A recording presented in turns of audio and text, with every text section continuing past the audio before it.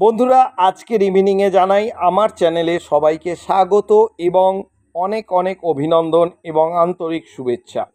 সবথেকে বড় বিষয় হচ্ছে আজকের দিনে আমি আলোচ্য বিষয়ে আপনাদের আগামী দিনেই বলে দিয়েছিলাম যে কোঅপারেটিভ বিষয় নিয়ে আমি আলোচনা কিছু করব।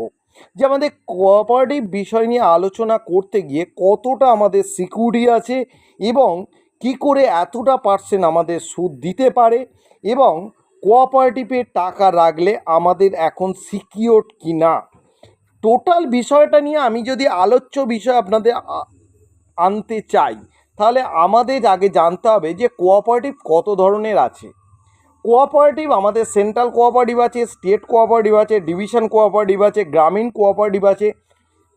এই কোঅপারেটিভগুলো যে কি কাজ করে, গ্রামীণ কোঅপারেটিভ কয়েকটা গ্রাম অঞ্চল নিয়ে গ্রামীণ কোঅপারেটিভ আপনার হয়ে থাকে, আর ডিভিশন ভিত্তিক কয়েকটা আপনার অঞ্চল ভিত্তিক নিয়ে এটা হয়ে থাকে, আর স্টেটের কয়েকটা ডিভিশন ভিত্তিক নিয়ে এটা আপনার স্টেট কোঅপারেটিভ হয়ে থাকে, আর কয়েকটা স্টেট নিয়ে আপনার সেন্ট্রাল কোঅপারেটিভ হয়ে থাকে। এবার সবথেকে বড় কোঅপারেটিভ হচ্ছে সেন্ট্রাল কোঅপারেটিভ। সবথেকে বড় কোঅপারেটিভের নাম কি হচ্ছে না সেন্ট্রাল কোঅপারেটিভ। যে সেক্টর থেকে আমরা ব্যাংকিং পজিশনে আমরা যাই, যত রকম আছে, এইচডিএফসি বলুন, এক্সিস বলুন, স্টেট ব্যাংক বলুন, যাই কোঅপারেটিভ আপনি, যাই ব্যাংক আপনি দেখতে চান না কেন, সেগুলো কিন্তু অলরেডি সেন্ট্রাল কোঅপারেটিভ থেকে এসেছে। তাহলে আমরা সবথেকে বড় কোঅপারেটিভ সেন্ট্রাল কোঅপারেটিভ। তাহলে আমরা সেন্ট্রাল কোঅপারেটিভ নিয়ে যদি আমরা আলোচ্য বিষয় যদি আমি আসতে পারি তাহলে আমরা সব কোঅপারেটিভ সম্বন্ধে আমরা জানতে পারবো। মূলত বিষয় এখানে আমরা সেন্ট্রাল কোঅপারেটিভ যে কয়েকটা স্টেট ভিত্তিক কোঅপারেটিভ, সে কোনোটাতে 11টা স্টেট নিয়োগ করতে পারে, কোনোটাতে 10টা স্টেট নিয়োগ করতে পারে, কোনোটা 8টা স্টেট নিয়োগ করতে পারে, কোনোটা 5টাও নিয়োগ করতে পারে, কোনোটা 3টে নিয়োগ করতে পারে। যেটা গভর্নমেন্ট যেটা পারমিশন দেবে সেই অনুযায়ী কিন্তু কাজ করতে হবে সেটা সেন্ট্রাল কোঅপারেটিভকে, এটা আপনাদের কিন্তু জানতে হবে। তাহলে পারমিশন কে দিচ্ছে না সেন্ট্রাল দিচ্ছে পারমিশন। এবার আলোচ্য বিষয় হচ্ছে ব্যাংক আর হচ্ছে কোঅপারেটিভ। মাদারকে না কোঅপারেটিভ, কোঅপারেটিভের দ্বারাই কিন্তু সব কিন্তু সৃষ্টি। আজকে যতগুলো ব্যাংক দেখতে পাচ্ছেন আপনারা, স্টেট ব্যাংক দেখতে পাচ্ছেন, এইচডিএফসি ব্যাংক দেখতে পাচ্ছেন, এক্সিস ব্যাংক দেখতে পাচ্ছেন, যত আইসিআইসি ব্যাংক দেখতে পাচ্ছেন, যত রকমের ব্যাংক দেখতে পাচ্ছেন, সব কিন্তু কোঅপারেটিভের দ্বারাই কিন্তু সৃষ্টি। এমনকি এলআইসিও আপনার কোঅপারেটিভের দ্বারাই সৃষ্টি, এটা কিন্তু আপনাদের বুঝতে হবে। তাহলে মাদার হচ্ছে কোঅপারেটিভ। কোঅপারেটিভ মানেটা কি না, কোঅপারেটিভ মানে হচ্ছে আদান প্রদান। কোঅপারেটিভ হচ্ছে প্রাচীনতম অবস্থা থেকে উঠে আসা একটা জিনিস। প্রাচীনতম কি না, আগেকার দিনে কি হতো না, কারুর যদি চাল চাষ হতো, কারুর যদি ডাল চাষ হতো, কারুর যদি আলু চাষ হতো, তাহলে বলা হতো কি না, তুমি 1 কুনকে ডাল দাও, তোমাকে 1 কুনকে আমি চাল দেবো। তুমি আমাকে 1 কেজি আলু দাও, তোমাকে 1 কেজি চাল দেবো। মানে এই রকম বিষয় নিয়ে আদান প্রদান হতো। এটাই হচ্ছে কোঅপারেটিভ। মানে এই যে আপনার কোঅপারেশন করছেন, এই যে কোঅপারেশন করতে করতে যে লভ্যাংশ আসছে, সেই লভ্যাংশ যখন সুদে আসলে যখন বেড়ে, যখন একটা জায়গাকে বা একটা সংস্থাকে তাকে যখন হেল্প করা হচ্ছে, সেটা সমষ্টিগতভাবে, সেটা হচ্ছে কোঅপারেটিভ, সেটা সংস্থা। মানে এটাই আমি বলতে চাইছি যে কোঅপারেশনের মাধ্যমে কিন্তু কোঅপারেটিভ এসেছে। এই কোঅপারেটিভের দ্বারা আজকের কিন্তু রিজার্ভ ব্যাংক সৃষ্টি হয়েছে, এই কোঅপারেটিভের দ্বারা যত ব্যাংক হয়েছে সব সৃষ্টি হয়েছে, এবং এই কোঅপারেটিভ দ্বারা এলআইসিও সৃষ্টি হয়েছে। এবার আমরা জানবো কি না কোঅপারেটিভ কি করে বেশি সুদ দিতে পারে, আর একটা ব্যাংক কেন সেই পরিমাণে সুদ দিতে পারে না। একটা আমি আনুষঙ্গিকভাবে একটা সাধারণ ধারণা আপনাদের বলি। পজিটিভলিভাবে যেটা ভেতরকার যে ধারণাটা সেটা অনেক মানুষের মধ্যে নেই, কিন্তু যেটা পজিটিভলি যেটা সাধারণ ধারণা সেটা প্রতিটা মানুষের মধ্যেই আছে। নাকি না ব্যাংক মাত্র একটা জায়গাতেই টাকা খাটিয়ে মানুষকে ঋণ বা আপনার সুদ প্রদান করতে পারে, বা কাউকে সে ধার দিতে পারে, বা কাউকে আপনার লোন দিতে পারে, বা কাউকে আপনার হচ্ছে তার যে পলিসি যে করেছে সেই পলিসির যে ম্যাচুরিটি সেটা প্রদান করতে পারে। কার মাধ্যমে? সেটা একমাত্র লোনের মাধ্যমে। লোনের মাধ্যম ছাড়া ব্যাংক কোনোভাবে কোনো জায়গা থেকেই প্রদান করার জায়গাতে নেই। যদি কেউ যদি বলে যে শেয়ার মার্কেট, এই মার্কেট, সেই মার্কেট, সেটা সেটা সেই ব্যাংকের একটা সাইড বিজনেস। কিন্তু ব্যাংকিংয়ের একটা কিন্তু পর্যায় আছে, সেই পর্যায়টায় একমাত্র জায়গা হচ্ছে সেই টাকাটাকে যে কোনো একটা গ্রাহকের দ্বারা খাটিয়ে বা সুদ দিয়ে বা কোনো কিছু তাকে লোন দিয়ে সেইভাবে তাকে খাটিয়ে তাকে তার ম্যাচুরিটি তাকে কাউকে প্রদান করা। এইটা হচ্ছে ব্যাংকের একটা সাধারণ জিনিস, এটা সবার কাছে এই ধারণাটা আছে। কিন্তু কোঅপারেটিভ কি? কোঅপারেটিভ কোঅপারেটিভের কোনো নির্দিষ্ট কোনো নেই। কোঅপারেটিভ একাধিক জায়গায় কিন্তু টাকা খাটাতে পারে। সে যদি মনে করে তার 10টা বিজনেস, সে 10টা বিজনেসে খাটাতে পারে। সে ফার্মা ডিপার্টমেন্ট তার আছে, ফার্মা ডিপার্টমেন্টের উপর খাটাতে পারে। সে রিয়েল এস্টেট আছে, রিয়েল এস্টেটের উপর খাটাতে পারে। সে যদি মনে করে আমার কোনো এফএমসিজি ডিপার্টমেন্ট আছে, এফএমসিজি ডিপার্টমেন্টের কাজ আছে। তার কোনো সফটওয়্যার ডিপার্টমেন্ট আছে, তার সফটওয়্যার ডিপার্টমেন্টের উপর খাটাতে পারে। মানে সে যেখানে পারে সে সেখানে খাটাতে পারে। তার যদি সেটা নিজস্ব যদি সংস্থা থাকে এবং সিস্টার কনসাল্টভাবে যদি থাকে, তার যদি নিজের মধ্যে যদি ইনক্লুড থাকে, সেই জন্যেই কিন্তু কোঅপারেটিভ দিতে থাকে। এটা কিন্তু সাধারণ ধারণা। কিন্তু এর মধ্যেও কিছু কিছু ব্যাপার থাকে, সেগুলো আপনাদের কিন্তু জেনে রাখা দরকার। আজকের যে ইনকাম ট্যাক্সের আইন অনুযায়ী যে 35% ট্যাক্স ছাড়, আজকে যদি ব্যাংকে কিন্তু 35% কিন্তু ট্যাক্স কিন্তু দিতে হয়, কিন্তু কোঅপারেটিভকে কিন্তু 35% কিন্তু ট্যাক্স দিতে হয় না। এটা কিন্তু বুঝতে হবে। আজকের দিনে দাঁড়িয়ে যে সব কোঅপারেটিভগুলো চলছে, সেই কোঅপারেটিভে যে 35% যে ট্যাক্স, সেই 35% কিন্তু ট্যাক্স কিন্তু ছাড় কিন্তু কোঅপারেটিভে, কিন্তু ব্যাংকের ক্ষেত্রে কিন্তু নয়। এটা 1 নম্বর। 2 নম্বর হচ্ছে সোসাইটিতে যারা টাকা রাখে বা সোসাইটিতে যারা মানে কোঅপারেটিভে যারা টাকা ডিপোজিট করে, তার 24% এসএলআরএতে রিজার্ভ করতে হয় না, কিন্তু ব্যাংকিংয়ে কিন্তু ওইটা কিন্তু রিজার্ভ করতে হয়। এটা কিন্তু আপনাদের কিন্তু চিন্তাধারার মধ্যে রাখতে হবে যে ইনকাম ট্যাক্সের 35% কোঅপারেটিভের জন্য ছাড়, কিন্তু ব্যাংকিংয়ের জন্য কিন্তু কোনো ছাড় নেই। আর সোসাইটি মানে হচ্ছে আপনার যত কোঅপারেটিভ আছে তার 24% যে এসএলআর যে রিজার্ভ দিয়ে রাখতে কিন্তু এটা হয় না, কিন্তু ব্যাংকিংয়ের ক্ষেত্রে কিন্তু 24% কিন্তু এসএলআরে কিন্তু রিজার্ভ কিন্তু রাখতে হয়। এবার ক্যাশ রিজার্ভ রেশিও কিন্তু মানে হচ্ছে যে সিআরের ক্ষেত্রে 6%, সেটা কিন্তু কোঅপারেটিভের ক্ষেত্রে বা ব্যাংকিংয়ের ক্ষেত্রে সেটা কিন্তু ব্যাংকিংয়ের ক্ষেত্রে কিন্তু রাখতে হচ্ছে, কিন্তু কোঅপারেটিভের ক্ষেত্রে সেটা কিন্তু টোটালি কিন্তু ছাড় হয়ে যাচ্ছে। এই যে বিষয়গুলো, এগুলো কিন্তু আপনাদের কিন্তু জানা নেই যে ট্যাক্সের জন্য কিন্তু কোঅপারেটিভ কিন্তু অলরেডি ছাড় 35% কিন্তু ছাড় আছে, 24% কিন্তু এসএলআরে। কিন্তু সব মিলিয়ে ব্যাংকে যদি আমাকে 65% গ্রাহকের ডিপোজিট থেকে রাখতে হয়, যদি সে 100 টাকা যদি রাখে, তার 65 টাকা কিন্তু আমাকে কিন্তু ডিপোজিট আমাকে কিন্তু রেখে দিতে কিন্তু হয়। সেই ক্ষেত্রে কিন্তু আমার কিন্তু কোঅপারেটিভের ক্ষেত্রে কিন্তু কোনো কিছু আমার কোথাও রাখার কোনো প্রয়োজনই নেই, কোথাও কাউকে দেবার দরকার নেই, কোনো কাউকে ট্যাক্সই দেবার কোনো প্রয়োজন নেই কোঅপারেটিভের ক্ষেত্রে। সেই জন্য কোঅপারেটিভের ক্ষেত্রে কোনো জায়গাতে টাকা যদি আমি ইনভেস্টমেন্ট যদি করি, ধরুন আমি কোনো একটা রিয়েল এস্টেটের ক্ষেত্রে ধরুন, একটা কোনো প্রোডাক্টের ক্ষেত্রে ধরুন ফার্মা ডিপার্টমেন্টে ধরুন, কোনো ভেটেরিনারি ডিপার্টমেন্টে ধরুন, কোনো রিয়েল এস্টেটে ধরুন, কিন্তু এরা কিন্তু সবাই কিন্তু প্রোডাক্ট, সেটা ব্যাংকিং সেক্টরেই হোক আর হচ্ছে কোঅপারেটিভ সেক্টরেই হোক, সবাই কিন্তু প্রোডাক্ট। এদের সেই প্রোডাক্টের উপরে যে ইনভেস্টমেন্ট হচ্ছে, সেই ইনভেস্টমেন্ট পার্টটা যেটা ব্যাংকিং সেক্টরে যেটা 65% রাখতে হচ্ছে, 65% ছাড় করতে হচ্ছে, কিন্তু এখানে কিন্তু কোঅপারেটিভের ক্ষেত্রে কিন্তু ছাড় করতে হচ্ছে না। এটা কিন্তু আপনাদের বুঝতে করতে হবে। তাহলে কোঅপারেটিভের ক্ষেত্রে 35% ছাড় নেই, ব্যাংকিংয়ের ক্ষেত্রে 35% মুকুব করার কোনো জায়গা নেই, তাকে দিতে হবেই। ব্যাংকিংয়ের ক্ষেত্রে 24% এসএলআরে রিজার্ভ করে রাখতেই হবে, কিন্তু কোঅপারেটিভের ক্ষেত্রে 25% রিজার্ভ করার কোনো প্রয়োজন নেই। সেই জন্যেই এতটা পরিমাণে সুদ দিতে পারে।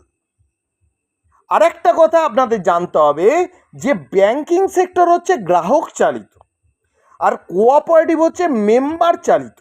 মেম্বার মানে হচ্ছে অংশীদার, আর গ্রাহক মানে হচ্ছে মানে সেই সেই যে পরিষেবাটা চলছে সেই পরিষেবা নেবার জন্য যে মানুষের সৃষ্টি হয়েছে, মানে গ্রাহক সেবা।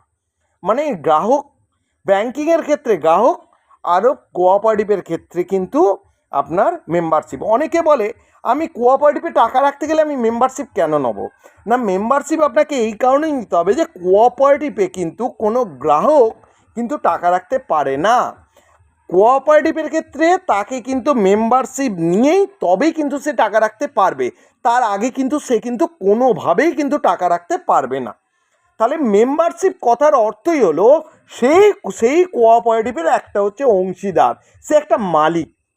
এবার কোনো একটা জায়গাতে টাকা খাটলো, সেই টাকার যেটা লভ্যাংশ হলো সেটা ঋণ অনুযায়ী বা কাউকে মানে হচ্ছে আপনার লোন অনুযায়ী দিল, এবং লভ্যাংশের যে কিছু যে টাকা সেটা সব মেম্বারদেরকে ভাগ করে দেওয়া হলো। যার যেরকম ডিপোজিট আছে সেই ডিপোজিটের উপর যা যেরকমভাবে কথা দেওয়া আছে সেই কথা অনুযায়ী তার মানি তাকে প্রদান করা হলো। এটা হচ্ছে কোঅপারেটিভের রুল এবং রেগুলেশন। এটা কিন্তু আপনাদের বুঝতে হবে। অনেকে ভাবে যে কোঅপারেটিভে এত সুদ দিচ্ছে, কোঅপারেটিভ উঠে পালিয়ে যাবে, কোঅপারেটিভ এই ব্যাপার।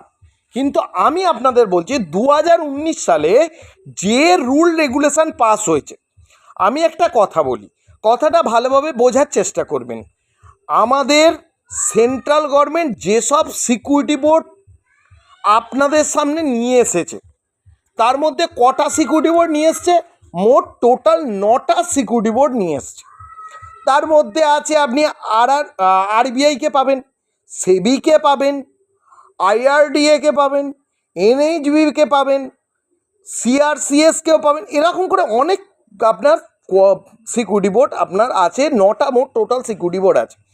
এই সিকিউরিটি বোর্ডের আন্ডারে যারা আছে তারা কিন্তু টোটালি রেগুলেটর স্কিমে।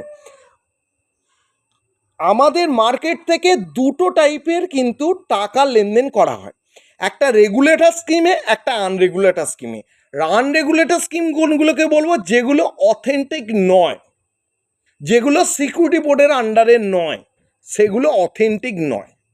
সেটা আপনাদের বুঝতে হবে। আপনারা যদি কোনো জায়গায় যদি টাকা রাখতে যদি চান, সেটা দেখতে হবে কোনো সিকিউরিটি বোর্ডের আন্ডারে রেজিস্টার প্রাপ্ত কি না, ইয়েস অর নো, এটা কিন্তু আপনাদের কিন্তু জানতে হবে। তাই এইটা জানতে গেলে তাহলে আপনাদের কিন্তু ফলো আউট করতে হবে রাজপত্রটাকে। কোনটাকে ফলো আউট করতে হবে? রাজপত্র কে দিয়েছে? রাজপত্রটা কে? সেন্ট্রাল গভর্নমেন্টের একটা ম্যানেজমেন্ট পার্ট আছে, সেই ম্যানেজমেন্ট পার্ট থেকে সৃষ্টি হয়েছে এই রাজপত্র। এই রাজপত্রতে আপনি যত সিকিউরিটি বোর্ড আছে যেগুলো রেগুলেটর স্কিমে কাজ করতে পারবে, তাদের টোটাল যে সিকিউরিটি বোর্ডগুলো আছে সেই টোটাল সিকিউরিটি বোর্ডের কথা কিন্তু সেখানে লেখা আছে। কার কে আন্ডারে? আজকে আরবিআইয়ের আন্ডারে যত রকম ব্যাংক আছে ইনক্লুড আছে, আরবিআইয়ের আন্ডারে, আইআরডিএর আন্ডারে আছে কারা কারা, যত ইন্স্যুরেন্স আছে, সেবির আন্ডারে কারা কারা আছে সেখানে লেখা আছে, এনএইচবির আন্ডারে কারা কারা লেখা আছে সেটা লেখা আছে, সিআরসিএস এর আন্ডারে কারা কারা লেখা আছে সেটাও লেখা আছে।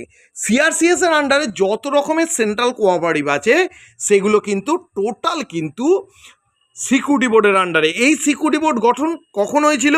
না 2019 সালে হয়েছিল। কেন হয়েছিল সেটাও একটা ভাবার বিষয় আছে। যখন 2012 থেকে 2014 সালের মধ্যে যত চিটফান্ড ছিল, সব চিটফান্ড যখন দায়ভার স্টেট যখন সেন্ট্রালকে দিচ্ছে, যখন ওর ঘাড়ে চাপাচ্ছে, ওর ঘাড়ে চাপাচ্ছে, মানে এই রকম, মানে কে কার আন্ডারে কিছু বোঝা যাচ্ছে না। তাই এরা যদি প্রপারলি যদি বিজনেস যদি করতে আসে, এটা যদি সরকারির যদি কোনো মুনাফা যদি অর্জন যদি হয়, তাহলে সেটাকে সিকিউরিটি বোর্ডের আন্ডারে আনতে হবে। সেই সিকিউরিটি বোর্ডের আন্ডারে আনতে গেলে তাহলে তাকে একটা কোনো সিকিউরিটি বোর্ডের আন্ডারে তাহলে তাকে করতে হবে। তাহলে সেই সিকিউরিটি বোর্ডের আন্ডারে করতে গিয়ে 2019 সালে যে রুল রেগুলেশন যেটা পাস হয়েছিল রাজপত্রের মাধ্যমে, আপনারা যদি আনরেগুলেটেড স্কিমে যদি 2019 সালে যে বিলটা যে পাস হয়েছে সেই বিলটা যদি আপনার ফলো আউট যদি করেন, সেখানে আপনারা দেখতে পাবেন যে কোঅপারেটিভ একটা সিকিউরিটি বোর্ডের আন্ডারে চলে এসেছে 2019 সালে। তাই জন্য সাহারা যারা যারা কোঅপারেটিভে টাকা রেখেছিল তারা অলরেডি সবাই কিন্তু পেয়ে গেছে। রোজভ্যালির যারা যারা কোঅপারেটিভে টাকা রেখেছিল তারা কিন্তু সবাই কিন্তু পেয়ে গেছে। কোঅপারেটিভের টাকা 2019 সালের রুল রেগুলেশন অনুযায়ী কারুর টাকা কোনোভাবেই মার যাবে না। সিআরসিএস যখন তার মাথার উপরে একটা সিকিউরিটি বোর্ড যখন চলে এসেছে, তখন তার টাকা কোনোভাবেই মার যাওয়ার কোনো জায়গা নেই। আজকে যদি আপনি ব্যাংকেই যদি টাকা রাখেন, ব্যাংকটা যদি কালকে যদি দেউলিয়া হয়ে যায়, তাহলে সেই ক্ষেত্রে কে দেবে? না, সেই ক্ষেত্রে আরবিআই বলেই দিয়েছে আমি 1 লাখ থেকে 5 লাখ টাকার মধ্যে আমি দিতে পারবো। কিন্তু সিআরসিএস কিন্তু সেই কথাটা বলেনি। সিআরসিএস বলেছে আমার যতটা পরিমাণ তার টাকা রেখেছিল ততটা পরিমাণ তাকে কিন্তু টাকা আমি প্রদান করে দেবো। সেই টাকাই কিন্তু প্রদান করেছে। সাহারাইতেই বলুন, রোজভ্যালিতেই বলুন, যাতেই বলুন না কেন, তারা কিন্তু দিয়েছে। কিন্তু সাহারার যারা রিয়েল এস্টেটে যারা টাকা রেখেছিল তারা কিন্তু এখনো পর্যন্ত টাকা হয়তো পায়নি, বা পেয়েছে কেউ কোনো লোক, বা কেউ এখনো পর্যন্ত পায়নি। বা রোজভ্যালির ক্ষেত্রেও সেই জায়গাটাও কিন্তু এখনো হয়ে আছে। কিন্তু কোঅপারেটিভে যারা যারা টাকা রেখেছিল তারা কিন্তু অলরেডি কিন্তু সবাই কিন্তু পেয়ে গেছে।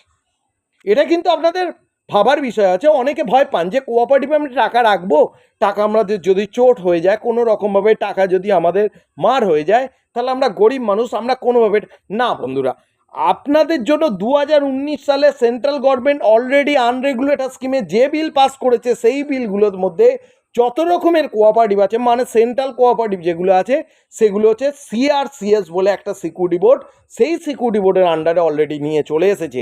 যেহেতু এটা সিকিউরিটি বোর্ডের আন্ডারে নিয়ে চলে এসে, এটা অলরেডি রেগুলেটর স্কিমে চলে গেছে। অলরেডি আপনাদের টাকা মার খাবার কোনো ভয় এখানে নেই, এটা আপনাদের কিন্তু বুঝতে হবে। ঠিক আছে, কোঅপারেটিভ নিয়ে আপনাদের কাছে অনেক কিছু আলোচ্য বিষয় রাখলাম। যদি কারোর কোনো কোশ্চেন যদি থাকে, আপনারা কিন্তু ডেসক্রিপশান বক্সে বা কমেন্ট বক্সে আপনারা কিন্তু লিখে কিন্তু জানাতে পারেন তার অ্যান্সার। আর যদি আমার যদি জানা থাকে আমি নিশ্চয়ই আপনাদের প্রদান করব। এবার আমি বলি যে এমন একটা কোঅপারেটিভের আমি নাম বলবো, যে কোঅপারেটিভ অনেক পুরনো কোঅপারেটিভ এবং তার সঙ্গে বিগত অনেক দিন অনেক মানুষ কাজ করে আসছে, এবং তাদের ম্যাচুরিটি ডেট বাই ডেটে এখনো পর্যন্ত প্রদান করা হচ্ছে। এখনো পর্যন্ত ডেট অনুযায়ী তাদের কিন্তু এখনো কিন্তু ম্যাচুরিটি তাদের প্রদান করা হচ্ছে, এবং সেই সংস্থা কিন্তু ছোট নয়, অনেকটাই বড় সংস্থা। 2007 সালের আজকে স্টেট ব্যাংক বলুন, এক্সিস ব্যাংক বলুন, এইচডিএফসি ব্যাংক বলুন, মানে যত রকমের ব্যাংক আছে সবাই কিন্তু এক একটা কিন্তু কোম্পানি, সবাই কিন্তু এক একটা কিন্তু কোম্পানি। এটা কিন্তু আপনাদের জানতে হবে। এটা অনেকে জানা নেই, অনেকে বলে যে এটা সরকারি ব্যাংক, এই সব হ্যান ত্যান, কিন্তু না বস, এটা কিন্তু অনেক কিছু ভুল করছেন। যত রকমের ব্যাংক আছে সবাই কিন্তু এক একটা কিন্তু কোম্পানি। আজ স্টেট ব্যাংক একটা কোম্পানি, আপনার আইসিআইসি ব্যাংক একটা কোম্পানি, এইচডিএফসি ব্যাংক একটা কোম্পানি, এক্সিস ব্যাংক একটা কোম্পানি, সবাই কিন্তু এক একটা কিন্তু কোম্পানি। এই কোম্পানির এমডি আছে, সিএমডি আছে, চেয়ারম্যান, মানে আপনার ম্যানেজমেন্ট, সবাই কিন্তু এরা আছে। সেই রকমই একটা কোম্পানির আমি নাম বলছি, যে কোম্পানিটা এখনো পর্যন্ত ব্যাংকিং সেক্টরে যেতে চলেছে, এখনো পর্যন্ত যায়নি, সেটা এখনো পর্যন্ত দ্বিতীয় বৃহত্তম, এই যে আমাদের এর মধ্যে আমাদের বৃহৎ মানে আপনার কোঅপারেটিভটা দ্বিতীয় নম্বর স্থানে আছে, দ্বিতীয় নম্বর স্থানে আছে। এটা আপনাদের কিন্তু বুঝতে হবে যে কোঅপারেটিভের নামটা আমি বলছি। আপনারা অনেকে শুনেছেন 2007 সালে একটি কোম্পানি গঠন হয়, তার নাম হচ্ছে moral group of company. Moral group of company আপনারা হয়তো নাম হয়তো শুনেছেন। এই ভিডিওটা কিন্তু অনেকটাই বড় হবে, আপনাদের কিন্তু আমি আগে থেকেই আমি জানিয়ে দিলাম। 2007 সালে 5ই ডিসেম্বর মোরাল গ্রুপ অফ কোম্পানির জন্ম। এই 2007 সালে যে মোরাল গ্রুপ অফ কোম্পানি প্রথমে ইন্স্যুরেন্স নিয়ে কাজ শুরু করেছিল। প্রথমে কি ইন্স্যুরেন্স নিয়ে কাজ শুরু করেছিল, তারপর 2012 সালে গিয়ে কোঅপারেটিভের সার্টিফিকেট পায়। 2024 সাল এখনও পর্যন্ত চলছে কোঅপারেটিভ, এখনও পর্যন্ত রানিং। কোঅপারেটিভের মধ্যে এখনও savings account, fixed deposit, MIS থেকে শুরু করে সব কিছুই আপনারা পাবেন। এবার মূলত এই বিষয়ে আমরা কেন বলছি মোরাল কোঅপারেটিভের কথা, এটা দ্বিতীয় বৃহত্তম এটা কোঅপারেটিভ, 1 নম্বর কথা। 2 নম্বর কথা হচ্ছে এই মোরাল কোঅপারেটিভকে আমি কেন আপনাদের সামনে নিয়ে এলাম, এটা আপনাদের কাছে কিন্তু একটা চিন্তার বিষয়। এই মোরাল কোঅপারেটিভের মধ্যে এখন টোটাল এই মোরাল কোঅপারেটিভের মধ্যে মানে মোরাল গ্রুপ অফ কোম্পানির মধ্যে মোট টোটাল এখন 42খানা সিস্টার কনসাল্ট কোম্পানি আছে, নিজস্ব কিন্তু কোম্পানি 42খানা নিজস্ব সিস্টার কনসাল্ট কিন্তু এই কোম্পানি আছে এই মোরাল গ্রুপ অফ কোম্পানি। তাহলে মাদার কিন্তু আপনার মোরাল গ্রুপ অফ কোম্পানি, ঠিক আছে। এবার এখানে টোটাল 48খানা সেক্টরে কাজ চলছে, মানে কোঅপারেটিভে যত টাকা আপনার তোলা হচ্ছে সেই টাকাগুলোকে কোনো না একটা কোনো জায়গায় খাটাতে হচ্ছে, সেই টাকাটা খাটছে টোটাল দেখতে গেলে আপনার 24 থেকে 26খানা সেক্টরে আপনার খাটানো হচ্ছে, তার থেকে বেশি তো কম না। তাহলে আপনি আমাকে একটা কথা বলেন, এই মোরাল গ্রুপ অফ কোম্পানি আজকের দিনে দাঁড়িয়ে 42খানা কোম্পানির মালিক এবং 48খানা ডিভিশনের মালিক, এদের ম্যানেজমেন্ট পার্টটাকে এমনভাবে সুরক্ষিতভাবে রেখেছে, মানে আপনারাও খুব ভালোভাবে যদি পর্যবেক্ষণ যদি করেন, যারা কোঅপারেটিভ নিয়ে যদি কাজ যদি করে থাকেন তারা হয়তো বুঝতে পারবেন। এরা মোরাল গ্রুপ অফ কোম্পানির আন্ডারে 42খানা সিস্টার কনসাল্ট হিসাবে কোম্পানিকে রেখেছে, সেই 42খানা কোম্পানির আন্ডারেই 48খানা সেক্টর বা ডিভিশনকে রেখেছে। কেন রেখেছে না, যদি ধরুন কোনো একটা অ্যামাউন্ট এলো, সেই অ্যামাউন্টটাকে সবাইকে ভাগ করে দিল, সেই ভাগ করা টাকার মধ্যে কোথায় লোকসান যাচ্ছে, কোথায় লাভ হচ্ছে, কোথায় কি হচ্ছে টোটাল বোঝবার জন্য। তাহলে একটা জায়গাতে কিন্তু কোঅপারেটিভ কিন্তু টাকা ইনভেস্ট কিন্তু করছে না। মোরাল কোঅপারেটিভ হয়তো দেখা গেল কোনো মানুষের কাছে 5 লাখ টাকা ইনভেস্টমেন্ট নিয়েছে, 5 লাখ টাকা যে ইনভেস্টমেন্ট নিয়েছে তার মধ্যে 1 লাখ টাকা রেখেছে রিয়েল এস্টেটে, 1 লাখ টাকা রেখেছে ফার্মাতে, 1 লাখ টাকা রেখেছে এফএমসিজিতে, 1 লাখ টাকা রেখেছে ভেটেরিনারিতে, 1 লাখ টাকা রেখেছে আপনার অন্য একটা কোনো ডিপার্টমেন্টে রেখেছে। সবাই কিন্তু বলতে পারে না যে হচ্ছে আমার এটা 100% লাভজনক ব্যবসাতে যাবে, কেউ কোনোদিন কোনোভাবেই বলতে পারে না। তার মধ্যে দেখা গেল 3টে থেকে 4টে সেক্টরে হয়েছে 4%, 7%, এমনকি 15% কি 30% আপনার লাভজনক হয়ে গেছে। আবার কোনো ক্ষেত্রে হয়তো 1% থেকে 5% আপনার মাইনাসে রান করে গেছে। তাহলে সেই ক্ষেত্রে কি হয়, যে মাইনাসে রান করলো তাহলে তাকে তোলবার জন্য আমি কিন্তু তাকে দৃষ্টিগোচর করে দিলাম যে এই জায়গায় কিন্তু মাইনাস কিন্তু প্রদান হচ্ছে। মোরাল গ্রুপ অফ কোম্পানি এই ম্যানেজমেন্ট সিকিউরিটি পার্টটা কিন্তু খুব ভালোভাবে রেখেছে, কারণ ম্যানেজমেন্টের যারা আছেন আজকে এমডি স্যার, সিএমডি স্যার, এদের 35 বছর, 34 বছর, কারোর 40 বছর, কারোর 30 বছর, কারোর 32 বছরে এই মার্কেটিংয়ের উপরে নলেজ আছে। তাই জন্যই এই ম্যানেজমেন্ট সিকিউরিটি পার্টটাকে এমনভাবেই তৈরি করেছে যে কেউ কোনোভাবে এই ম্যানেজমেন্ট সিকিউরিটি পার্টটাকে টলাতে পারবে না, এটা কোনোভাবেই সম্ভব না, একমাত্র ভগবান ছাড়া কেউ কোনোভাবে টলানো মুশকিল আছে। সরকার যে পথে হাঁটবে আমরাও সেই পথে হাঁটবো, মোরাল ক্রেডিট কোঅপারেটিভ এই কথা বলছে। সরকার যদি বলে এই পথে হাঁটবো আমি এই পথে হাঁটবো, সরকার যদি বলে ওই পথে হাঁটবো ওই পথে হাঁটবো, সরকার যে পথে হাঁটতে বলে আমরা সেই পথে হাঁটবো। তবুও কিন্তু মানুষের ম্যাচুরিটির টাকা টাইম অনুযায়ী মানুষকে প্রদান করে যাব। মোরাল ক্রেডিট কোঅপারেটিভ কিন্তু এই কথাটা বলেছে। আজকের এই জায়গাতেই অথেন্টিক কেন, আমি একটা কথা বলি, একটা ফার্মা ডিপার্টমেন্ট যে কোম্পানির মধ্যে থাকে, আজ পর্যন্ত দেখেছেন কোনো কোঅপারেটিভে ফার্মা ডিপার্টমেন্ট আছে, ভেটেরিনারি ডিপার্টমেন্ট আছে? আজকে একটা ফার্মা ডিপার্টমেন্টে একটা আপনাকে বলি, অনেকে ভাবেন যে 6.5 বছরে ডবল কি করে দিচ্ছে, 12 বছরে 3 ডবল কি করে দিচ্ছে, এটা একটা ভাবনীয় একটা বিষয় আছে। আমাকে গভর্নমেন্টকে 35% ট্যাক্স আমাকে দিতে হয় না, 1 নম্বর কথা। 2 নম্বর কথা, এসএলআর এর কাছে 24% আমাকে রাখতে আমাকে হয় না। 2 নম্বর কথা। 3 নম্বর কথা হচ্ছে একটা হচ্ছে আমি যদি একটা প্যারাসিটামল ট্যাবলেটকে প্যাকেজিং করতে 38 পয়সা থেকে 40 পয়সা খরচ লাগে। সেইটা যখন মার্কেটে যখন বিক্রি হচ্ছে প্রায় নিয়ার অ্যাবাউট 2 টাকা 10 থেকে 2 টাকা 20 পয়সার কাছাকাছি চলে যাচ্ছে। তাহলে আপনারা একটা চিন্তা করার বিষয় দেখুন, যে মানে ট্যাবলেটটা তৈরি হচ্ছে 40 পয়সা, তার ঠিক 4 থেকে 5 গুণ দামেতে তাকে কিন্তু মার্কেটে অলরেডি ছাড়ছে। কততে না হচ্ছে, ধরুন 40 পয়সা যদি হয় তাকে 1 টাকা 20 পয়সায় ছাড়ছে। কেন না সেটা ভাবতে হবে। 40 পয়সা আমার ম্যানুফ্যাকচারিং খরচা, 40 পয়সা আমার লাভজনক, আর 40 পয়সা আমার যদি ট্যাবলেট যদি তার অনুপাতে যদি ডিস্ট্রয় হয়, মানে সেটা যদি আপনার এক্সপাই হয়, সেই জন্য সেই টাকাটাও সেখান থেকে কিন্তু তৈরি করে নিচ্ছে, আরও 30% বাড়িয়ে দিচ্ছে মার্কেটে যে ডিলার আছে তার কাছে ফেলার জন্য। এটা কিন্তু আপনাদের বুঝতে হবে। কিন্তু আমাদের কাছে তো সেই জিনিস নেই। আমাদের কাছে আমাদের ডিরেক্ট সেলিং, আমরা ডাইরেক্ট মার্কেটে আমরা ছাড়ছি। তাহলে ডাইরেক্ট যদি আমরা মার্কেটে ছাড়ি তাহলে আমাদের কত পার্সেন্ট আমাদের লাভ চলে আসছে সেটা আপনারা ভেবে দেখুন।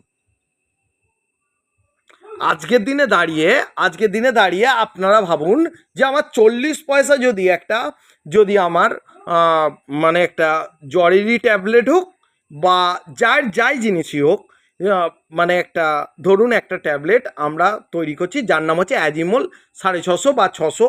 আমরা অ্যাজিমল আমাদের মোরাল গ্রুপ অফ কোম্পানিতে যে আপনার জ্বরের বা গা হাত পা যন্ত্রণার যে ট্যাবলেটটা আছে সেটা হচ্ছে অ্যাজিমল। এই অ্যাজিমল যে ট্যাবলেটটা যেটা আছে সেটা আমাদের ম্যানুফ্যাকচারিং করতে 40 থেকে 45 পয়সা হয়তো খরচ হতে পারে, হয়তো বলছি, আমি পারফেক্টলিভাবে বলতে পারছি না। তবে এই যে 40-45 পয়সা যেটা হচ্ছে সেটা মার্কেটে কত টাকায় ছাড়া হচ্ছে সেটা আপনারা একটুখানি ডিপি প্রাইস দেখে নেবেন। ডিপি প্রাইস মানে হচ্ছে ডিস্ট্রিবিউটার প্রাইস। তাহলে ডিস্ট্রিবিউটার প্রাইস, তাহলে এর মধ্যে যে গ্যাপটা যে থাকছে টোটালটাই কিন্তু কোঅপারেটিভের লাভ হচ্ছে, এটা কিন্তু ডিরেক্ট সেলিং। তাহলে কেন 6.5 বছরে ডবল দিতে পারবে না, কেন প্রদান করতে পারবে না, এটা আপনাদের কিন্তু বুঝতে হবে জিনিসটা। অনেকে কিন্তু ভুল বোঝে যে হচ্ছে মার্কেট থেকে টাকা তোলার জন্য আজকের মানুষকে লোভ দেখাচ্ছে যে 6.5 বছরের ডবল দিয়ে দেবে। 6.5 বছরের ডবলটা কোথা দিয়ে দিচ্ছে সেটা কিন্তু আমাদের চিন্তা করতে হবে। তাহলে প্রথম পয়েন্ট আমি কি বলে গেছি না, মোরাল ক্রেডিট কোঅপারেটিভকে 35% ট্যাক্স গভর্নমেন্টকে দিতে হয় না, 24% এসএলআরে জমা রাখতে হয় না। এটা কিন্তু আপনাদের কিন্তু জানতে হবে মোরাল ক্রেডিট কোঅপারেটিভকে। তাহলে এই মোরাল ক্রেডিট কোঅপারেটিভে 100, তাহলে এটা বুঝতে হবে আপনাদের যে টোটাল যে অ্যামাউন্টটা, এই অ্যামাউন্টের উপর ভিত্তি করে আমি যদি টাকাটা যদি আমি খাটাই, আমি 6.5 বছরে ডবল দিতে পারবো না। আর একটা সাধারণ সেন্স বলে যাচ্ছি, মাঝখানে আমি একটা কথা বলছি, একটা ব্যাংকিং সেক্টরে আমি যদি দেখি কটা ব্রাঞ্চ আছে, একটা সাবস্টেশনের মধ্যে মানে পুলিশ স্টেশনের মধ্যে আমি ধরলাম একটা পুলিশ স্টেশনের মধ্যে অন্তত 5টা থেকে 6টা ব্রাঞ্চ আছে। এই 5টা থেকে 6টা ব্রাঞ্চের মধ্যে কজন করে এমপ্লয়ি আছে, অন্তত 12 জন করে এমপ্লয়ি আছে। তাহলে 5-12 যদি 5টা যদি ব্রাঞ্চ যদি থাকে, 5টা নয় আমি 3টে ধরলাম, 3টে ব্রাঞ্চ, আমি সব থেকে কম ধরলাম 3টে ব্রাঞ্চ আছে। 3টে ব্রাঞ্চের মধ্যে 3×36 ব্যাংকের একটা এমপ্লয়ের যদি তাদের স্যালারি যদি আমি দেখতে যাই তাহলে অন্তত পক্ষে 40 থেকে 80,000 আপ, 1 নম্বর কথা। এবার সব থেকে বড় কথা, যেখানে ব্যাংকটা আছে তার রেন্টাল খরচা আছে, তার ইলেকট্রিক খরচা আছে, তার আপনার স্টেশনারি খরচা আছে, তার ইলেকট্রনিক্স গুডসের খরচা আছে, এবং গ্রাহক চালানোর জন্য তার কিছু খরচাপাতি কিছু আছে।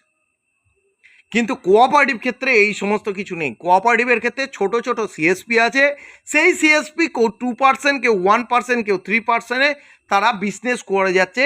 কিসের উপরে না ক্রেডিট ভ্যালুর উপরে। ক্রেডিট ভ্যালু কার উপর নিয়ন্ত্রিত হয় না যে অ্যামাউন্টের উপর বিজনেস দেখানো হয়।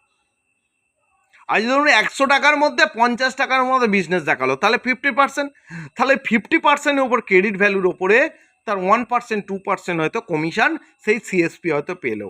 তাহলে সেখানে কিন্তু আমাকে কোনো রকমভাবে কোনো এমপ্লয়ি রাখতে হলো না, আমাকে কোনোভাবে রেন্টাল দিতে হলো না, আমার না আছে ইলেকট্রিক খরচা, না আছে ইলেকট্রনিক্স খরচা, না আছে গ্রাহক খরচা, আমার কিছুই কোনো খরচা নেই।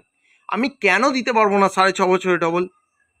তাই জন্য মোরাল গ্রুপ অফ কোম্পানি কিন্তু এই জিনিসটা কিন্তু সবার কাছে কিন্তু প্রদান কিন্তু করে গেছে, যে এখনো পর্যন্ত কিছু কিছু ক্ষেত্রে কিছু কিছু সময় 78 মাসের ডবল কিন্তু প্রদান কিন্তু করে গেছে।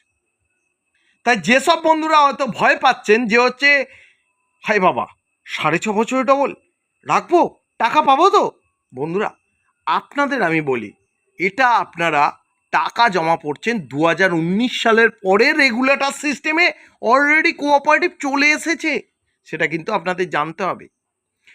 আজকের দিনে দাঁড়িয়ে মোরাল গ্রুপ অফ কোম্পানি কেন বেটার জায়গা, সেটা কিন্তু আপনার দ্বিতীয় নম্বর পজিশনে কেন, সেটা কিন্তু আপনাদের কিন্তু জানতে হবে।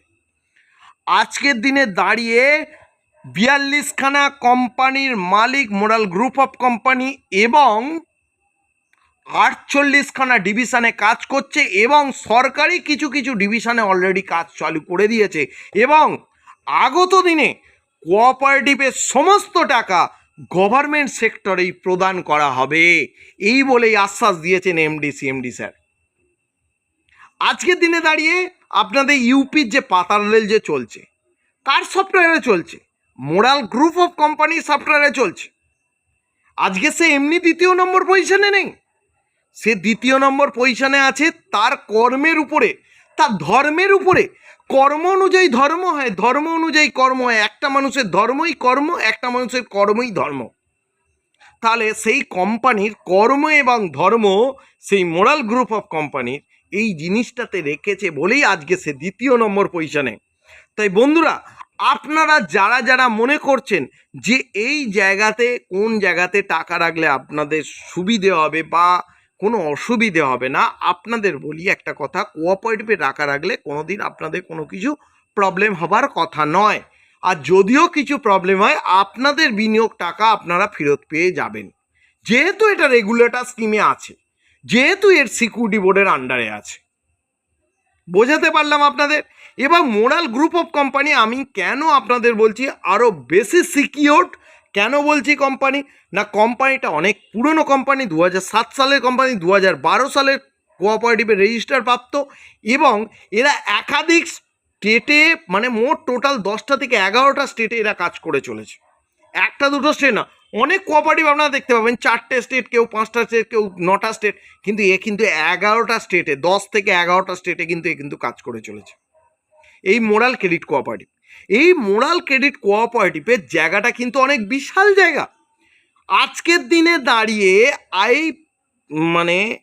আজকের দিনে দাঁড়িয়ে কত টাকার অ্যাসেট তৈরি করেছে এই মোরাল ক্রেডিট কোঅপারেটিভ, সেটা আপনাদের কিন্তু জানতে হবে। মোরাল গ্রুপ অফ কোম্পানি 17,000 কোটি টাকার অ্যাসেট তৈরি করেছে। আজকের মার্কেটে বাউন্ডেশন আছে মাত্র 9,500 কোটি টাকা। 17,500 কোটি টাকা আমার অ্যাসেট আছে এই মোরাল গ্রুপ অফ কোম্পানি, এবং আমার বাউন্ডেশন আছে, যে মেম্বারদের কাছে আমার বাউন্ডেস আছে 9,500 কোটি টাকা। তাহলে আপনাদের বুঝতে হবে আমি কেন এই কোঅপারেটিভের নামটা বলছি, এই কোঅপারেটিভটা কেন আপনাদের কাছে বেটার বলছি না, যে কোম্পানির ডবলের জায়গাতে তার নিজস্ব অ্যাসেট আছে এবং অথেন্টিক জায়গাটা আছে, রেগুলেটর স্কিমে কাজ করছে এবং সরকারি জায়গাতে তার টাকাকে খাটানো হচ্ছে, এবং পরবর্তী সময়ে সরকারি জায়গাতে তার টাকাগুলোকে খাটানো হবে, সেই জায়গাতে আশ্বাস দিচ্ছে, তাহলে আপনারা কোন জায়গায় টাকাটা রাখবেন? যে জায়গাতে টাকাটা রাখলে আপনার অথেন্টিক জায়গা, আপনার বেটার জায়গা, আপনার কোনো কিছু প্রবলেম হবার কথা নেই। এই মোরাল ক্রেডিট কোঅপারেটিভে আজকের দিনে দাঁড়িয়ে এত টাকার অ্যাসেট তৈরি করেও আজকের দিনে দাঁড়িয়ে 15,000 একর রিয়েল এস্টেট জমির মালিক হচ্ছে moral group of company. 15,000 acre জমির মালিক। আজকের দিনে দাঁড়িয়ে হোল ইন্ডিয়াতে 36খানা টাউনশিপ চলছে এই moral group of company real এস্টেটের উপরে। এত বড় কোঅপারেটিভ আপনি কি কোনো জায়গায় কিন্তু দেখাতে পারবেন? আমার মনে হয় না পারবেন। এবার অনেকে ভাবছেন আমি মোরাল কোম্পানিটাকে কেন আমি চুজ করব। এক নম্বর হচ্ছে কোঅপারেটিভ থেকে আপনাদের আমি বলেই গেলাম। এবং অনেকে ভাবে কি হয় যে বন্ধুরা আমি মানুষকে সুস্থ করে যে আমি এই পৃথিবী থেকে বিদায় নিতে চাই, মানুষকে সুস্থ দেখে সুস্থ করে আমি বিদায় নিতে চাই। তার জন্য কি চাই না মেডিসিন, সে আয়ুর্বেদিক হোক, ফার্মাই হোক, আর পশুদের ক্ষেত্রে ভেটেরিনারি হোক, যাই হোক না কেন, এটা কিন্তু আপনাদের কিন্তু বুঝতে হবে। আপনাদের কাছে এই কোম্পানির মধ্যে কি নেই?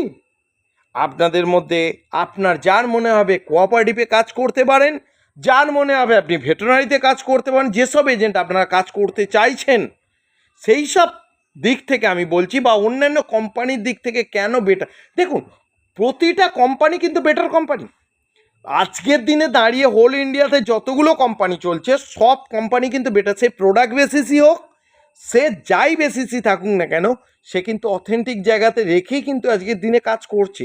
নাহলে আজকের দিনে কাজ করাটা কিন্তু চারটিখানি ব্যাপার নয়, এটা কিন্তু আপনাদের ভাবতে হবে। আর সব থেকে বড় বিষয় হচ্ছে আজকে যারা প্রোডাক্টের উপরে কাজ করছে কিছু না কিছু জায়গায় তাদের পজিটিভ রেজাল্ট আছে, সেই জন্য। কিন্তু মোরাল গ্রুপ অফ কোম্পানিতে কেন আমি কাজ করব সেইগুলোকে ছেড়ে দিয়ে আপনাকে আমি বলে দিই। আজকের দিনে দাঁড়িয়ে আমি চাই সবাইকে নিয়ে বাঁচতে। একটা গরিব, একটা দুঃখী, একটা আপার লেভেল, একটা lower level, middle class family, আমি কিন্তু সবাইকে নিয়ে কিন্তু বাঁচতে চাই। তাই যে যেরকম মানুষ তার জন্য এখানে সেই রকম জিনিসই এখানে আছে। তা উদাহরণস্বরূপ বলতে পারি, আর কেউ যদি মনে করে আমি প্রোডাক্ট নিয়ে আমি মোরাল গ্রুপ অফ কোম্পানিতে আমি মেম্বারশিপ নিয়ে আমি কাজ করব, সে করতে পারে। কেউ যদি মনে করে আমি আমি ডক্টরকে ফার্মা ডিভিশন নিয়ে প্রোডাক্টের মধ্যে একটা ফার্মা ডিভিশন আছে, ফার্মা ডিভিশন নিয়ে কাজ করতে পারবো, আমি করব। কেউ যদি মনে করে আমি পশুদের চিকিৎসার সঙ্গে আমি যুক্ত, ভেটেরিনারি ডিভিশন নিয়ে আমি কাজ করতে পারবো। কেউ যদি মনে করে আমি কোঅপারেটিভ, আমি ফিনান্সিয়াল ডিপার্টমেন্টে, আমি এমবিবিএস পাস করেছি, ফিনান্সিয়াল ডিপার্টমেন্টে আমার দক্ষতা আছে। তাহলে যে মানুষের ফিনান্সিয়াল ডিপার্টমেন্টে দক্ষতা আছে সে যদি আজ প্রোডাক্ট নিয়ে যদি বিজনেস করতে যায়, সে কি প্রায়োরিটি পাবে না সেই জায়গায় ডেভেলপ করতে পারবে? যার যে জায়গায় এমবিবিএস করা আছে, যে যে জায়গাতে ডেভেলপড আছে, যে যে জায়গাতে মাইন্ড সেট আপ আছে, সে সেই জায়গাতেই কাজ করতে পারবে। আজকের যদি ফাইন্যান্সিয়াল ডিপার্টমেন্টের একটা কোনো লোক তাকে যদি প্রোডাক্ট ধরিয়ে যদি বলা হয় আপনি এটা বেচে আসুন, সে কিন্তু বেচাটা তার পক্ষে অসম্ভবজনক। এটা কিন্তু আপনাদের কিন্তু বুঝতে হবে। সব থেকে বড় বিষয়, হঠাৎ করে টেকনিক্যাল ফল্টের জন্য ভিডিওটা মানে একটু হয়ে গেছে, অন্ধকার হয়ে গেছিলো। তাই আপনাদেরকে আমি বারবার ধরে একটা কথাই আমি আগে থেকে আমি জানাতে চেয়েছি এবং বলতে চেয়েছি, আমি কেন মোরাল ক্রেডিট কোঅপারেটিভের কথা আপনাদের জানাতে চেয়েছি বা বলতে চেয়েছি সেটা আপনাদের কিন্তু আমি অলরেডি বলে দিয়েছি। এবং যারা যারা কোঅপারেটিভে কাজ করতে চাইছেন বা যারা যারা এই কোম্পানির সঙ্গে যারা যারা কাজ করতে চাইছেন, তাদেরকে আমি একটা কথাই বলবো যে অন্য কোম্পানি থেকে এটা কেন বেটার জায়গা সেটা আপনাদের কিন্তু আমি বলে দিচ্ছি। কেন না, আমরা চাই সবাই কিন্তু একই ফ্যামিলিতে বসবাস করতে, সঙ্ঘবদ্ধভাবে বসবাস করতে। আপনি মোরাল ক্রেডিট কোঅপারেটিভে বা মোরাল গ্রুপ অফ কোম্পানিতে আপনি মোরাল ক্রেডিট কোঅপারেটিভকে পাচ্ছেন, যারা কোঅপারেটিভ নিয়ে যারা কাজ করতে চাইছেন তারা পাচ্ছেন, যারা ভেটেরিনারিতে কাজ করতে চাইছেন তারা ভেটেরিনারি পাচ্ছেন, যারা ফার্মাতে কাজ করতে চাইছেন তারা ফার্মা পাচ্ছেন, যারা আয়ুর্বেদিকে কাজ করতে চাইছেন তারা আয়ুর্বেদিক পাচ্ছেন, যারা এফএমসিজিতে কাজ করতে চাইছেন তারা এফএমসিজিতে পাচ্ছেন, এবং যারা যারা কসমেটিক নিয়ে কাজ করতে চাইছেন তারা কসমেটিক নিয়ে কাজ করতে পারছেন, যারা ফার্মা নিয়ে কাজ করতে যারা আপনার রিয়েল এস্টেট নিয়ে কাজ করতে চাইছেন তারাও এখানে আপনার কাজ করতে পারছেন, যারা কোঅপারেটিভ নিয়ে কাজ করতে তারা তো আগে থেকেই আমি বললাম তারা কাজ করতে পারবেন। ঠিক আছে, তাহলে আমার কাছে বড় কথা হচ্ছে আগামী দিনে মানে আগত দিন আছে কারেন্সির যুগ, সেই কারেন্সিও কিন্তু এই মোরাল ক্রেডিট কোঅপারেটিভ অলরেডি নিয়ে চলে এসছে, মোরাল গ্রুপ অফ কোম্পানি নিয়ে চলে এসছে। এই কারেন্সিও মোরাল গ্রুপ অলরেডি নিয়ে চলে এসছে, দুটো কারেন্সি নিয়ে এসছে, একটা এমটিজি আর দুই হচ্ছে জিএনজি, একটা ম্যাগনেট গোল্ড, একটা হচ্ছে গ্রিন গোল্ড। তাই অনেক মানুষ আবার এই কারেন্সিতেও ইনভেস্টমেন্ট করতে ভয় পায়। আমি একটা কথা বলবো বন্ধুরা, মোরাল গ্রুপ অফ কোম্পানিতে যারা যারা এখনো পর্যন্ত ইনভলভ হননি বা ইনভলভ হতে চাইছেন, যারা মেম্বারশিপ নিতে চাইছেন, তারা অবশ্যই মেম্বার নিয়ে নিন। এবং কারেন্সি এখন অনেকটাই লো রেঞ্জে চলছে, 8 থেকে 10 টাকার মধ্যে চলছে। এই 8 থেকে 10 টাকার মধ্যে আপনারা যদি কারেন্সি আপনারা যদি কিনে রাখতে পারেন, তাহলে আপনারা একটা সময় গিয়ে দারুণভাবে প্রফিট করে যাবেন। কেন না, যে কোনো আজকের দিনে দাঁড়িয়ে এই কারেন্সি কার উপর নির্ভর করে? পিপলসের উপর নির্ভর করে। অলরেডি আমাদের 25 লক্ষ মেম্বার অলরেডি আমাদের আছে, এটা বোঝার চেষ্টা করুন। অলরেডি আমার এই কারেন্সির 25 লক্ষ মেম্বার অলরেডি আমার হাতের মধ্যে, আমার গ্রিপের মধ্যে। কারণ আমার কোঅপারেটিভের মেম্বারই হচ্ছে আমার 25 লক্ষ মেম্বার। অলরেডি আমার এই 25 লক্ষ মেম্বারের মধ্যেই আমি যদি এটাকে ইনক্লুড ভালোভাবে আমি করে ফেলি, তাহলে এক একটা কয়েনের দাম অলরেডি যদি আমি 2030 সালে আমি দেখি, আজকে 2024 সাল, 2030 সালে এক একটা কয়েন 2000 থেকে 5000 টাকায় যেতে পারে। কেন না, এর ডেভেলপমেন্টের উপর কিন্তু নির্ভর করবে। আজকের 25 লক্ষ মানুষ, আজকের যদি আমি 5 বছর আমি পিছিয়ে যাই, কত মানুষ ছিল না? আমার তখন ছিল কত, 13 লক্ষ মানুষ। তাহলে এখন হয়ে গেছে আমার 25 লক্ষ মানুষ। 5 বছরে আমার কিন্তু প্রায় ডবলে দাঁড়িয়েছে। আজকের দিনে দাঁড়িয়ে আমি ভাবি যে 30 সালেতে গিয়ে এই 25 লক্ষটাকে আমি 45 লক্ষ কি 50 লক্ষ কি 60 লক্ষতে নিয়ে যাব, আমরা কিন্তু নিয়ে যেতে পারি। কারণ এই 33 কোটি আবাদির দেশে এই 25 লক্ষতে না নিয়ে যাবার কিছুই নেই। তাই এটা টোটালি পিপলসের উপর নির্ভর করছে। আর একটা কথা বলে রাখি, কেন এই কারেন্সিটা আপনাদের কাছে বেটার এবং অথেন্টিক হবে, কারণ এর ব্যাকগ্রাউন্ডে কে আছে? Moral group of company. Moral group of কোম্পানির মধ্যে 42 খানা কোম্পানি আছে, 48 খানা সেক্টর আছে। এটা কিন্তু একটা চিন্তার বিষয়। এই কোম্পানির আপনি কোনোভাবে আপনি কারেন্সি ইউজ করেন, তাহলে সেই ক্ষেত্রে আপনার পক্ষে লাভজনক হয়ে দাঁড়াবে। এবং আরও সবথেকে বড় কথা হচ্ছে কারেন্সির বিষয় তো আপনাদের জানিয়েই গেলাম, যে হচ্ছে এর কোনো একটা জিনিস আমি নিই বা দেখি, তার আমি ব্যাকগ্রাউন্ড দেখব। তাহলে আমি এর ব্যাকগ্রাউন্ডে কী আছে? ব্যাকগ্রাউন্ডে যে মোরাল গ্রুপ অফ কোম্পানি। আর সবথেকে বড় বিষয় হচ্ছে, আপনি যদি একটা বিটকয়েন কেনেন বা ইথেরিয়াম কেনেন বা যাই কয়েন কিনুন না কেন, আপনার পার্শ্ববর্তী স্থানে বা আপনার পার্শ্ববর্তী অঞ্চলে বা আপনার ডিভিশনে কোনো একটা অফিস দেখাতে পারবেন। কিন্তু এই মোরাল গ্রুপ অফ কোম্পানির কিন্তু আপনি অফিস দেখাতে পারবেন না। আপনার কিছু প্রবলেম হলে আপনি অফিসে যেতে পারবেন, বলতে পারবেন অন্তত পক্ষে যে আমার এই প্রবলেমটা হচ্ছে, এই প্রবলেমের কি সলিউশন আছে। এই যে ব্যাকগ্রাউন্ড, এইটা একটা বড় ব্যাকগ্রাউন্ড। এটা আপনারা বুঝতে পারছেন না। যে আপনারা অন্যান্য কয়েনে ইনভেস্টমেন্ট করুন, কোনো অসুবিধে নেই, আমার কিচ্ছু প্রবলেম নেই। কিন্তু আমি এটা আপনাদের বলে যাচ্ছি, এমটিজি জিএনজিতে কেন আপনারা করবেন না, কেন করবেন না, এর ব্যাকগ্রাউন্ড অনেকটাই কিন্তু স্ট্রং। এবং এর পিছনে দাঁড়িয়ে আছে মোরাল গ্রুপ অফ কোম্পানি, এটা কিন্তু আপনাকে জানতে হবে। এবং এই মোরাল গ্রুপ অফ কোম্পানির ফ্যামিলি মেম্বার হচ্ছে 25 লক্ষ আপ।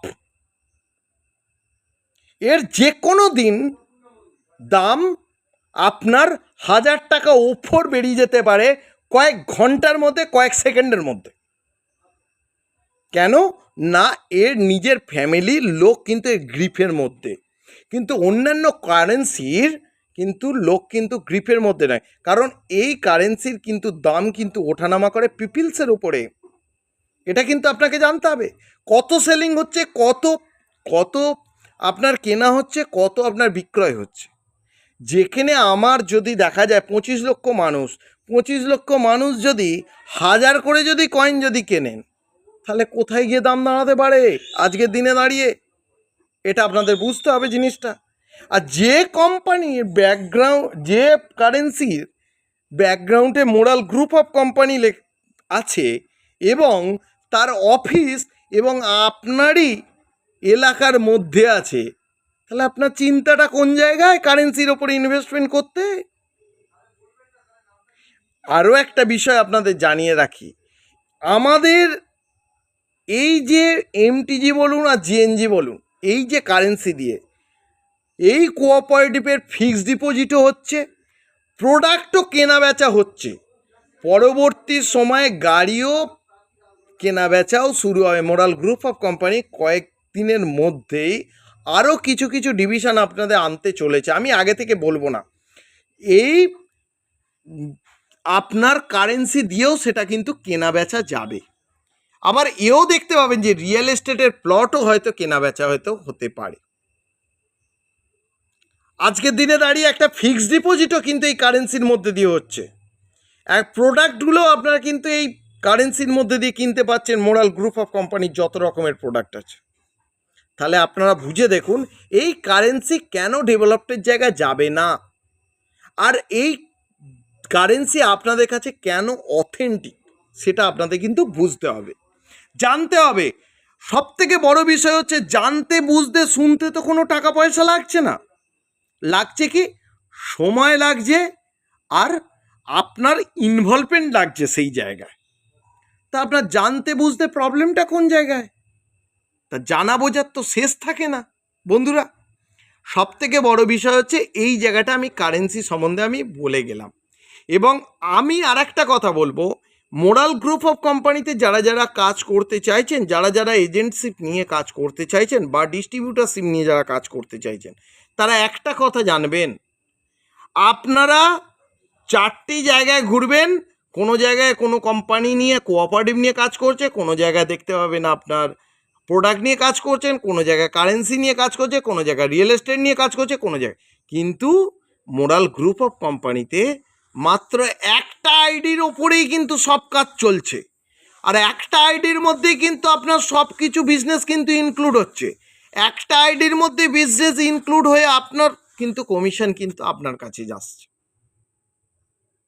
তাহলে বন্ধুরা আপনারা ভেবে দেখুন, আপনারা 10টা জায়গায় কাজ করে আপনারা ডেভেলপমেন্ট করবেন, না আপনারা একটা জায়গায় কাজ করে, মানে যে জায়গাতে কাজ করলে আপনি সর্বস্ব জিনিস আপনার হাতের মুঠোয় এবং আপনি সবাইকে নিয়ে আসতে পারছেন।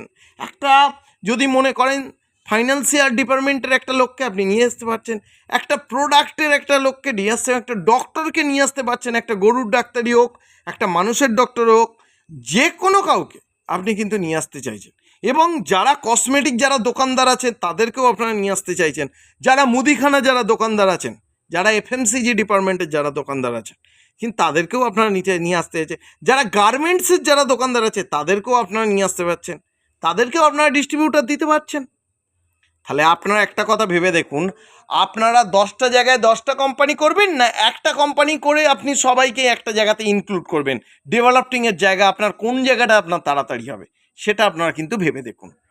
ভিডিওটা অনেকটাই বড় হয়ে গেছে অলরেডি, মাঝখানে টেকনিক্যাল ফল্টের জন্য আপনার ভিডিওটা অন্ধকার হয়ে গেছিলো।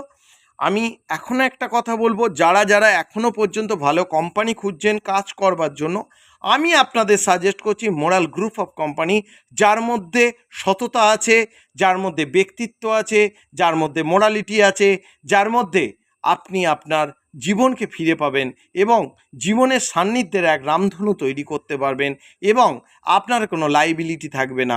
সেটাই হচ্ছে মোরাল গ্রুপ অফ কোম্পানি। তাই আপনাদের আমি বারবার ধরে আমি একটাই কথা বলে যাব, মোরাল গ্রুপ অফ কোম্পানি আপনারা জয়েন করুন এবং মোরাল গ্রুপ অফ কোম্পানিতে আপনারা কাজ করা শুরু করুন।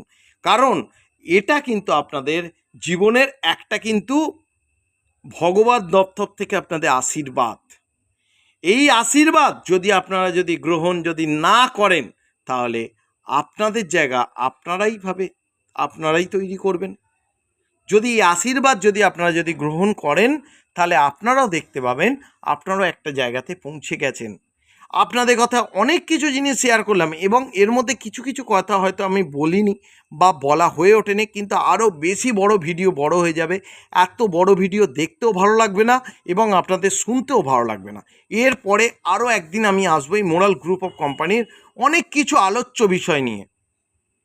এবং এই ইউটিউব চ্যানেলে যারা যারা মেম্বারশিপ নিয়ে যারা কাজ করতে চাইছেন, এই ইউটিউব চ্যানেলে আপনারা কিন্তু এই কোম্পানির প্ল্যান সম্বন্ধে আমার কিন্তু অলরেডি কিন্তু দেওয়া আছে প্ল্যান, আপনারা কিন্তু প্ল্যান দেখে নিতে পারেন এবং আপনারা কিভাবে কাজ করবেন আপনারা আগে প্ল্যানটা দেখবেন, বুঝবেন, নিজেকে তৈরি করবেন, তারপরে অফিসে এসে বা আমাকে ফোন করবেন। আগে দেখবেন, বুঝবেন, যদি বুঝতে না পারেন ফোন করবেন, কোনো অসুবিধে নেই, প্রবলেম নেই। কিন্তু না বুঝে, না ক্লারিফিকেশান না করে, না দৃষ্টিগোচর না করে কোনোভাবে কাজ করতে এগোবেন না। আগে নিজেকে তৈরি করুন, নিজেকে বোঝার চেষ্টা করুন, মোরাল গ্রুপ অফ কোম্পানি সম্বন্ধে জানুন, সব কিছু জেনে শুনেই আপনি এগোবেন। কারণ মানুষের জিভ আর মানুষের ঠোঁট একটা কথা যদি বেরিয়ে যায় সেই কথা কিন্তু ব্যাগারে আসে না, আর এটা বলতেও কিন্তু ট্যাক্স লাগে না, বলতে হয়, বলে ফেললাম। তাই বন্ধুরা ভালো থাকবেন, সুস্থ থাকবেন এবং এর পরের দিনে আরও ভালো কিছু নিয়ে আপনাদের কাছে আসার চেষ্টা করব। এবং সবথেকে বড় বিষয় হচ্ছে আপনারা যারা এখনও পর্যন্ত চাকরি করছেন, চাকরি খুঁজছেন এবং বেকারত্বর জীবন চালিয়ে যাচ্ছেন, তাদেরকে আমি বলবো একটা কথা, নেটওয়ার্ক মার্কেটিং সবথেকে স্মার্ট বিজনেস। এর থেকে স্মার্ট কিছু হতে পারে না। বন্ধুরা আসছি, ধন্যবাদ।